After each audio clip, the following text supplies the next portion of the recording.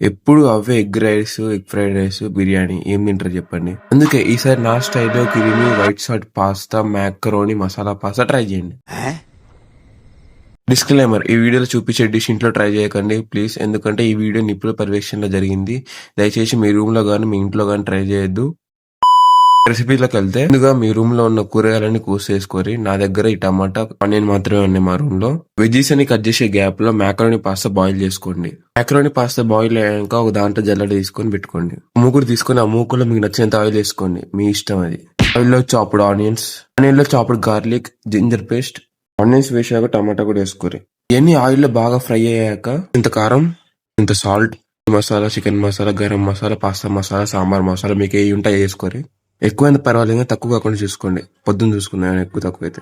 మసాలా అన్ని వేసాక ఈ స్క్రీన్ లో చూపించినట్టు ఈ 3 సాసులు వేసుకోండి. Sauces, masala, oil, water, veggies అన్ని ఉడికినాక ఏం చేస్తారు, మిగిలిన పాస్తాని వేయరు దాంట్లో. పాస్తా వేసి బాగా కలుపురి, మొత్తం కలవాలి మొత్తం. రూమ్ లో కొత్తిమీర లేదు, మీ రూమ్ నుంటే వేసుకోరి. ఏముంది ఇంతే ఇక రెసిపీ, ఇంకేం లేదు, తినడమే. టేస్ట్ విషయానికి వచ్చేసి మా తమ్ముడు బాగానే బతికే ఉండు, బాగానే ఉందంట. ఇలాంటి మరిన్ని వంటకాల కోసం ప్లీజ్ మన ఛానల్ సబ్స్క్రైబ్ చేసుకోండి.